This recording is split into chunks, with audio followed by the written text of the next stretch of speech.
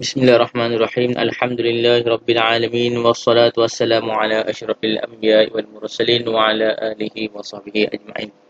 Amma ba'd. Allahumma salli ala sayyidina Muhammad wa ala ali sayyidina Muhammad. Allahumma salli ala sayyidina Muhammad wa ala ali sayyidina Muhammad. Sebelum kita meneruskan pembelajaran kita pada hari ini, jom sama-sama kita membaca doa belajar. Tadah tangan, ikut sama-sama. Belajar. Bismillahirrahmanirrahim. Allahumma aftah alaina hikmataka wanshur alaina min khaza'ini rahmatika ya arhamar rahimin. Ya Allah, ya Tuhan kami, bukakanlah ke atas kami pintu hikmah-Mu dan luaskanlah ke atas kami gedung rahmat-Mu. Wahai yang maha pengasih bagi orang-orang yang dikasihani. Doa penerang hati. Rabbi shrah li sadri wa yassir li amri wahlul 'uqdatam min lisani yafqahu qawli. Ya Allah, lapangkanlah dadaku, mudahkanlah bagiku urusanku, hilangkanlah kekeluhan lidahku, supaya mereka mengerti perkataanku. Okey, Alhamdulillah selesai kita membaca doa belajar. Okey, hari ini Ustaz ingin menerangkan iaitu satu bab yang pernah Ustaz bagi nota sebelum ni. 2 minggu lepas waktu PDPR Ustaz pernah bagi nota dalam bentuk PDF iaitu tajuk Al-Janazah.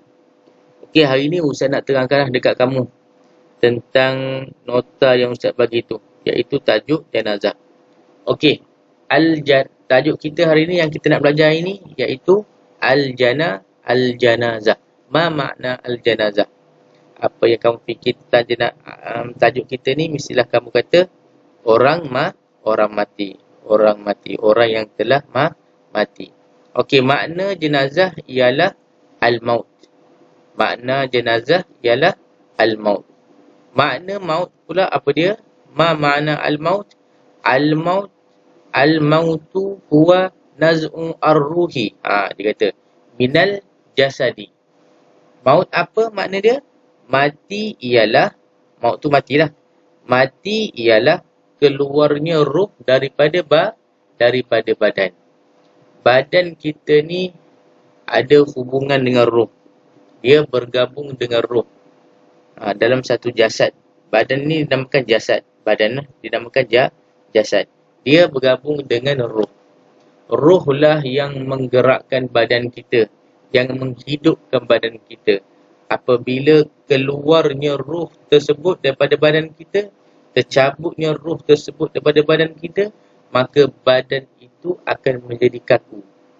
Tak hiduplah, matilah. Badan tu menjadi mati. Badan akan mati, tetapi ruh tidak mati. Ruh tu akan kembali kepada Allah Subhanahu wa Ta'ala. Ruh akan kembali kepada Allah, badan akan ditanam di dalam kubur. Tu dia. Apabila ruh keluarnya daripada badan, maka terjadilah kematian kepada seseorang itu. Maka matilah dia. Apabila terpisahnya ruh dengan jasad, maka itu disebutkan mati. Kalau dia masih bergabung lagi, hiduplah. Macam kita sekarang ni. Dalam badan kita masih ada ruh lagi. Allah masih panjangkan umur kita lagi. Bergabungnya ruh dengan badan kita, maka kita hidup lagi lah. Apabila ruh tu dah keluar ataupun terkeluar daripada, ataupun dia berpisah daripada badan kita, maka ia dinamakan maut. Al-maut, matilah. Okey, tu Okey, sebelum tengok video ni, Ustaz rasa lebih baik kamu sambil-sambil tengok video, sambil-sambil kamu tengok nota. Kamu dengar video ni, kamu tengok nota. Kamu tengok nota yang Ustaz bagi sebelum-sebelum ni. Kalau tak ada nota, boleh menggunakan buku teks. Boleh menggunakan buku teks. Kalau tak silap rasa Ustaz, tajuk jenazah ni muka surat 23. 23 insyaAllah. Okey, kita masih lagi belajar dalam konteks dalam tajuk al-janazah. Okey, kita masuk pula tentang al-wajibatu allati tata'alluq bil mayit. Makna dia apa? Kewajipan yang kita mesti lakukan ke atas orang yang mati. Kewajipan ataupun tugas-tugas yang kita mesti lakukan apabila orang itu sudah mati. Antara contohnya ada ahli-ahli keluarga kita yang baru saja meninggal dunia, baru saja menghembuskan nafas yang terakhir. Apakah kewajipan kita yang kita perlu lakukan ke atas dia, ke atas orang yang mati tadi? Apa yang kita perlu buat untuk dia? Apabila orang tu dah mati, apa perkara yang perlu kita buat ke atas dia? Okey, perkara yang perlu kita lakukan ke atas dia ada 4 perkara. 1, 2, 3, 4. Ada 4 perkara yang wajib kita lakukan kepada si mati, pada jenazah tersebut. Yang pertama, kita kena mandikan dia. Al-ghuslu. Mana al-ghuslu? Mandi. Ghuslu, mandi. Hafal perkataan-perkataan macam ni kena hafal. Perkataan macam ni kena hafal. Nanti kamu senang untuk memahami di dalam peperiksaan nanti. Sebut je, kamu baca je al-ghuslu ataupun sebut je al-ghuslu, kamu dah tahu dah. Makna perkataan tersebut mandi. Okey, yang pertama, tugas kita yang pertama, mestilah kita kena mandikan jenazah tersebut. Yang kedua, at-takfinu. Mana takfinu ni? Mengkafankan dia, pakaikan dia baju, balutkan badan dia dengan kain. Tu maknanya kafankan dia. Makna kafan ni memakai pakaian untuknya. Untuk jenazah tersebut, dia dah tak boleh bergerak dah. Kan? Bila roh dengan badan, jasad dah berpisah, maka jasad tersebut kaku, dah tak boleh buat apa dah. Jadi, orang yang hidup kena lakukan untuk dia. Masa dia hidup, mungkin dia boleh pakai baju sendiri, mandi sendiri. Tetapi apabila seseorang jenazah tu telah mati, maka orang yang hidup perlu menguruskan dia. Dia dah tak boleh buat apa dah. Dia dah tak boleh buat apa dah. Keras macam juga. Maka orang yang hidup kena mandikan dia, yang pertama. Yang kedua, kena mengkafankan dia. Mana mengkafan? Kafan ni adalah memakai pakaian untuk dia. Okey, kita tengok kat sini sedikit apa yang Ustaz tulis sini. Apa yang diertikan dengan kata kafan? Kafan mayat tu. Apa makna kafan tu? Kafan ialah membungkus mayat. Membalut dah ataupun memakai pakaian untuk mayat lah. Sehingga menutup seluruh tubuh badan mayat berkenaan sehingga tidak akan terlihat kulit badannya. Maknanya kat sini, bila kita kafan tu, kita kena tutup seluruh tubuh badan mayat tu dengan kain lah. Dengan kain. Sekurang-kurangnya, kafan mayat itu dengan 1 lapis bagi mayat lelaki dan perempuan. Sekurang-kurangnya kalau seseorang itu tidak mampu, contohlah ada orang miskin yang meninggal, dia tak mampu nak beli kain yang banyak, kain kafan yang banyak. Jadi, dia sekurang-kurangnya dia mengkafankan, membungkus mayat itu dengan 1 lapis kain. 1 lapis kain sekurang-kurangnya. Tengok pula yang tulisan merah ni. Sementara sebaik-baik kafan mayat pula dengan 3 lapis bagi lelaki. Sebaik-baik.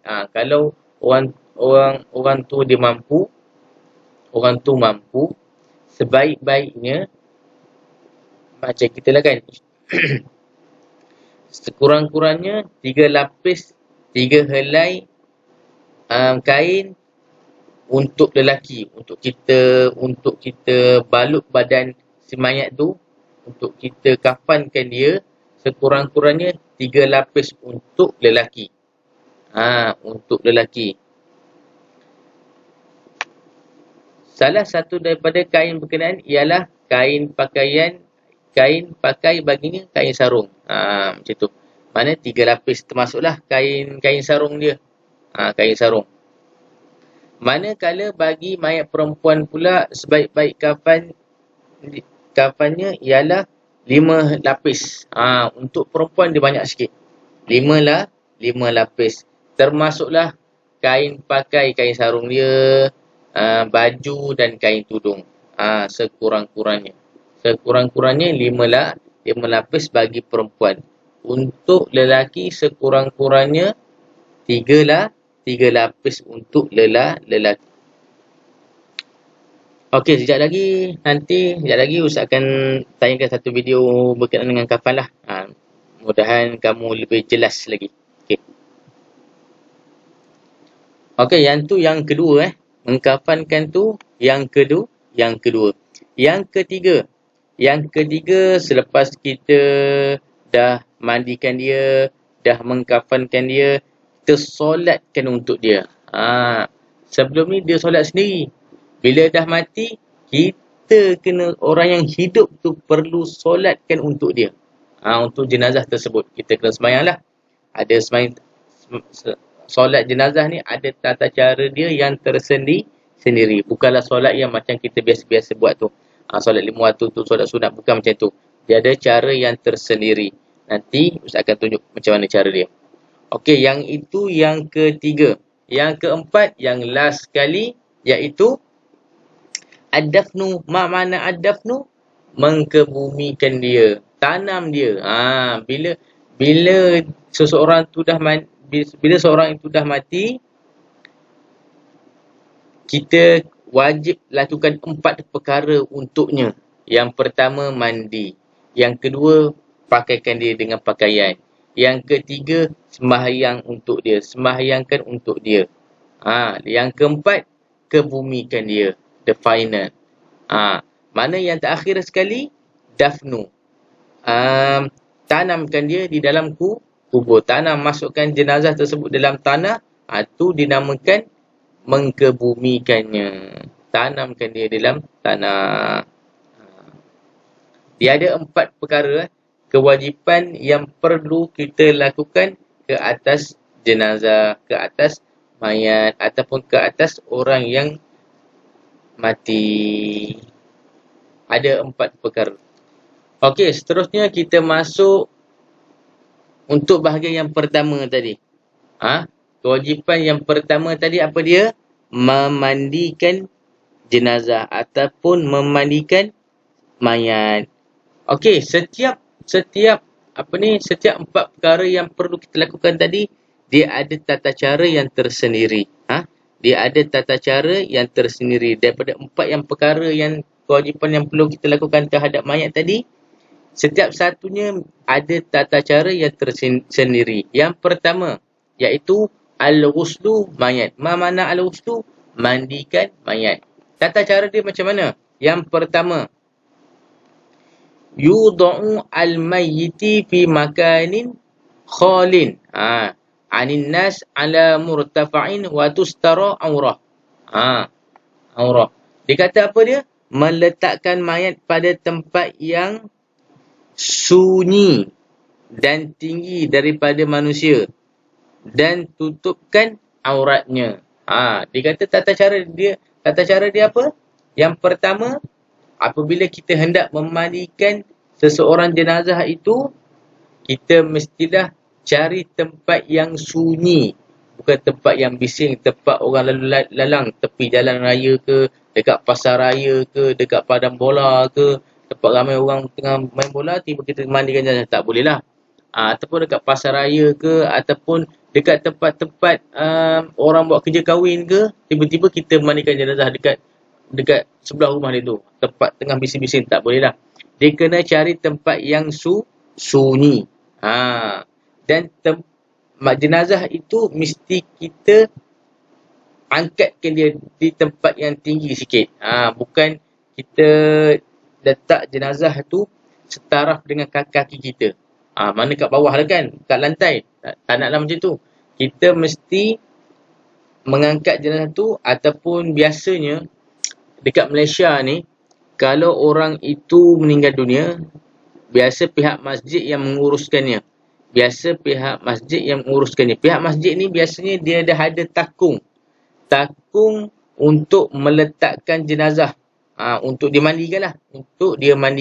Takung tu tinggi lah tempat dia. Takung tu dia dah macam kolah jugalah kan. Tempat dia dah tinggi. Mana dia letak dia dalam takung tu, dia mandikan juga kat situ. Macam tu dekat Malaysia lah. Macam tu.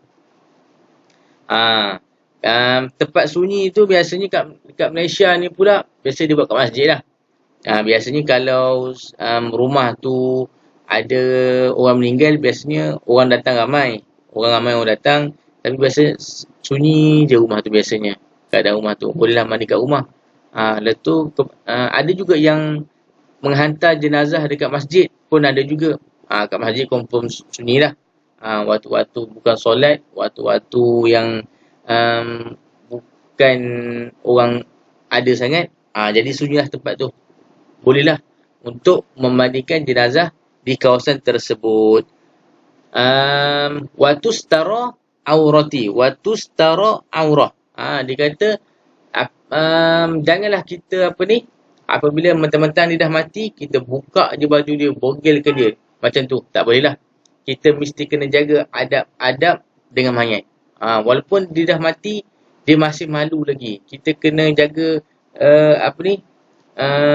kita mesti menjaga aib si mayat tersebut dengan menutup aurat dia. Dengan menutup aurat lelaki, aurat dia macam mana, dari mana ke mana, perempuan dari mana ke mana, kita kena tutup aurat dia. Tu yang pertama, tata cara yang pertama. Yang kedua tanzifu al-mayyiti minan najasi summa yuwaddi'uhu. Dia kata apa? Bila kita dah ada tempat yang sunyi, tinggi, kita tutupkan badan jenazah tersebut supaya tidak nampak aurat dia. Yang kedua, kita bersihkan mayat tersebut daripada najis. Kalau sekiranya mayat tersebut ada najis pada badan dia, kita kena bersihkan terlebih dahulu najis pada badan si mayat. Seterusnya, ambilkan wuduk untuknya. Kita wuduk macam kita ambil biasa. Tapi kita kena buat untuk dia. Masa dia hidup, mungkin dia boleh buat sendiri. Apabila dia sudah meninggal, orang yang hidup kena buatkan untuk dia. Kita kena ambil wuduk untuk dia, bersihkan dulu najis yang ada pada badan dia. Tak kisahlah najis kat mana, biasanya najis pada kubur dan dubur lah.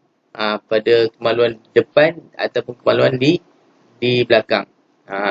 Ada juga masa dia menghadapi sakaratul maut tu, mulut dia dia muntah lah, sebab menahan kesakitan tu. Ada yang sampai terkencing lah, ada yang sampai terberak lah. Ada jenazah macam tu. Dia nak menahan kesakitan sakaratul maut tu, yang ditarik tu, dia mengalami keluarnya najis pada badannya. Ada juga macam tu. Apabila kita jumpa orang macam tu, kita kena bersihkan najis dia dulu. Kita bersihkan najis dia dulu. Lepas tu kita ambil wudukkan untuk dia. Yang kedua. Yang ketiga, wuslu al-mayyiti bi'isali al-ma' ila sa'ir a'dha'i al-badan. Dia kata yang ketiga, baru bila dah bersih dah badan dia, dah kita ambil wudukkan dia, barulah kita mandikan dia dan meratakan air, lalukan air di seluruh tubuh badan dia. celah-celah pun, celah-celah telinga ke, celah-celah ketiak ke, celah-celah jari pun, kita kena lalukan air. Jangan kita main picit air sirah macam tu je, jangan tak, dia tak boleh. Kamu kena gosok. Orang yang memandikan jenazah tersebut, tangan kita tu kena gosok pada celah-celah badan si mayat supaya lalunya air ataupun supaya meratakan air di seluruh tubuh badan mayat. Tu cara-cara untuk kita memandikan jenazah. Okey, seterusnya kita masuk pula bahagian mengkafankan dia. Mengkafankan mayat. Kita masuk bahagian mengkafankan mayat. At-takfinu. Yang pertama tadi, apa dia? Yang pertama tadi, kewajipan yang kita mesti lakukan ke atas mayat. Yang pertama tadi, apa dia? Al-ghuslu. Yang kedua, at-takfinu. Okey, sekarang ni kita nak membahaskan tentang at-takfinu. Takfinu apa dia? Mengkafankan mayat. Yang macam Ustaz terang tadilah. Dia kata apa? Yang pertama, cara untuk mengkafankan mayat, akullu at-takfinu an yulaffa al-mayyitu bithaubin yasturu jami'a badani wa ra'sihi in kana al-mayyitu ghaira muhrim. Jenazah tersebut hendaklah dibalut dengan pakaian yang menutup seluruh tubuhnya. Apabila kita nak kafankan mayat tersebut, kita mestilah mengkafankan seluruh tubuh dia, daripada atas kepala, hujung rambut sampailah hujung kaki. Kita kena balut semua. Kita kena balut semua. Yang kedua, akmalu at-takfinu an kana al-mayyitu zakaran. Kufina fi salasati aswab. Baydin. Wa in kanatil al-mayyitatu kufinat fi khamsati aswabin baydin. Dia kata apa? Sempurnakan, yang macam Ustaz cakap tadi lah. Sempurnakan kafan untuk lelaki dengan 3 helai pakaian. Untuk lelaki, kita kena sebaik-baiknya lah ni. Yang ni sebaik-baiknya. Untuk lelaki, kita menggunakan 3 helai kain ataupun pakaian yang berwarna putih. Yang berwarna putih. Manakala untuk perempuan 5 helai. Untuk lelaki, macam yang Ustaz terangkan tadi, untuk lelaki kita menggunakan 3 helai pakaian, 3 helai kain ataupun 3 helai pakaian. Yang untuk perempuan pula kita menggunakan 5 helai. Ni Ustaz dah tunjuk video macam mana cara mengkafankan dia. Okey, jom kita saksikan. Okey, kita tengok sama-sama. Kalau kita masukkan jubah, kalau dipakaikan jubah yang selalu digunakan, jubah semayang, warna putih ni. Ini dikira selai. Katalah jenazah ni kita pakaikan jubah, buka kopiah. Ni untuk jenazah lelaki. Kita pakaikan jubah. Budak ni jadi jenazah. Ni dikira lapisan pertama. Lapisan kedua, lapisan ketiga. Jumlah 3 helai. Okey. Ada setengah pendapat kata ini. Okey, ni untuk lelaki 3 helai, untuk perempuan. Tunggu sini. Okey, kalau perempuan. Okey, perempuan kita pakai kain telekung. Kita bagi pakai kain telekung jenazah berkenaan. Dia dah ada buat siap-siap dah. Kain telekung. Kita andaikan ni kain pakai lah. Kain pakai. 1, 2. Di belakang 3 helai. Baring ni. Kita tengok bilangan dia.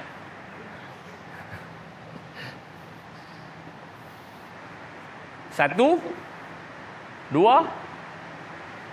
3, 4, 5. 5 helai. Okey. Bismillahirrahmanirrahim. Diletakkan jenazah. Rapat kaki dah cik. Jadi bermakna jenazah dibawa daripada tempat mandi ni. Ni untuk jenazah Kita lelaki tutup. Maksudnya dia mesti tutup aurat lah. Tu. Kita ambil kapas yang tadi. Bagaimana kita nak masukkan kapas semuanya?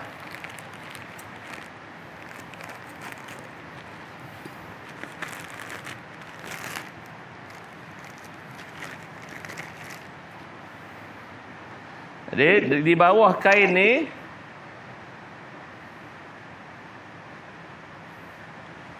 maksudnya di bawah kain ni terletak kapas.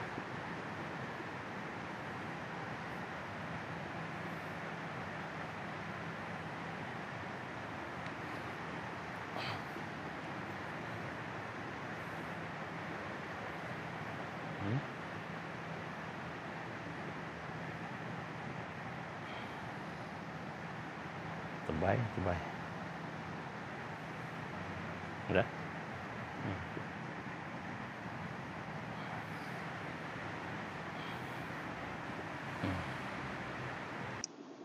Tapi kita nak ambil satu persatu lah.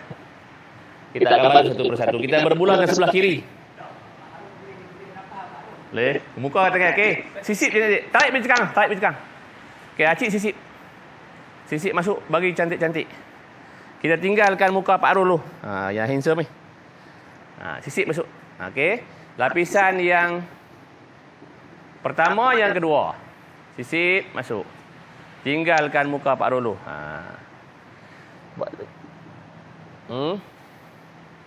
Ada setengah tempat dia tabur kiri kanan pun tak ada masalah. Tujuan nak pergi wangi. Adakah dia campur cendana, daun pandan dengan daun melur ke apa? Tak ada masalah. Tujuan nak pergi wangi saja. Tarik cekal-cekal, orang nampak handsome. Mati pun handsome. Sisip, tarik. Cekal. Bagus. Okey. Kiri berakhir dengan kanan.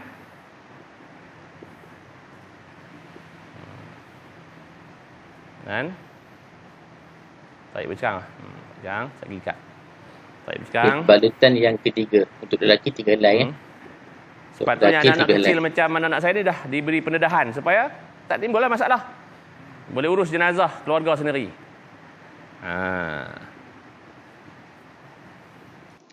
Okey, macam itulah tata cara untuk kita sedikit lah tu. Sedikit Ustaz terang nanti.